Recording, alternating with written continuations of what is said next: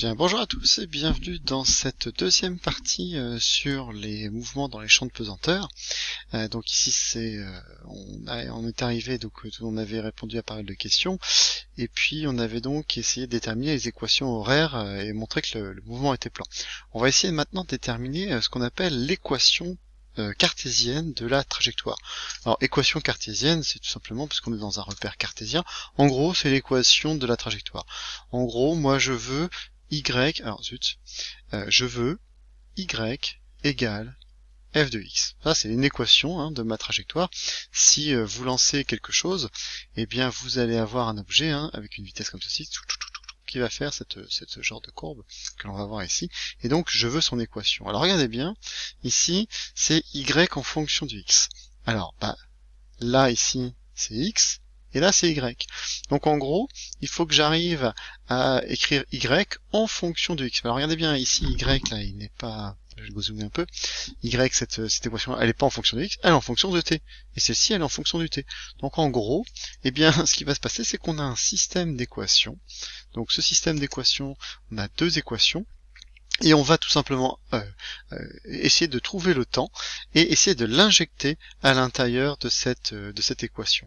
Alors en fait, je vais le remarquer, donc le x, ça c'est le x, ça c'est le y, et donc ce qui va se passer, c'est que moi je vais dire que x, alors je réécris la première équation, donc x est égal à v0 cosinus alpha t.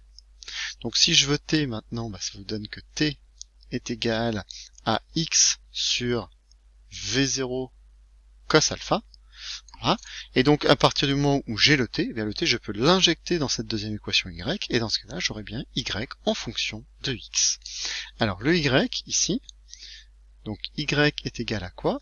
Eh bien c'est 1 demi de gt, alors par contre t maintenant je le remplace, c'est x sur v0 cos alpha, le tout au carré, plus v0 sin alpha t, attention t, c'est donc x sur v0 cos alpha. Voilà. Donc là, j'ai mon équation cartésienne de la trajectoire. Alors, c'est pas très joli tout ça. Ce qu'on va faire, eh bien, c'est que l'on va mettre ça sous une forme mathématique un petit peu plus jolie. Donc, y est égal à quoi? Alors, je vais développer mon carré.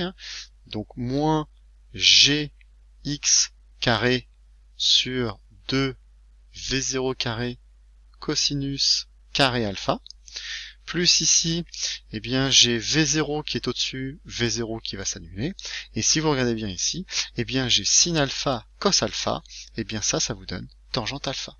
Donc ça vous donne x fois tangente alpha.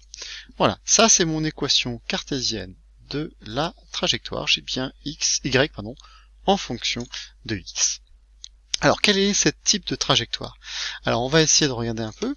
Eh bien, toute cette partie-là, ici, en vert, eh bien, ça, c'est une constante, puisque le G, c'est une constante, c'est 9,81. La V0, c'est la vitesse initiale, elle est constante. Puis l'angle de tir ici, c'est pareil, il est constant. Donc ça, c'est une constante. Tangente alpha, c'est pareil, c'est une constante. Et si vous regardez bien, eh bien, vous avez une équation ici de second degré. Ça veut dire que vous allez avoir une trajectoire parabolique. Alors parabolique, comme vous avez un signe moins devant, eh bien, ça veut dire que vous allez avoir une parabole comme ceci, d'accord, avec le sommet qui se trouve à ici à cet endroit-là. Donc c'est pour ça que quand vous tirez un objet ici, n'importe quel objet avec une vitesse v0 comme ceci, eh bien la trajectoire, eh bien c'est une parabole. Vous avez ici redémontré, eh bien que tous les objets vont tomber de manière parabolique ici dans cette équation-là. Voilà. Donc ça c'est ce qu'on appelait l'équation cartésienne de la trajectoire. C'est pas la plus compliquée, c'est juste que c'est un peu, il y a beaucoup de termes ici, mais sinon c'est pas ce qui est le plus compliqué à démontrer. Voilà, c'est terminé pour cette deuxième partie. Je vous dis à bientôt pour la troisième. Au revoir.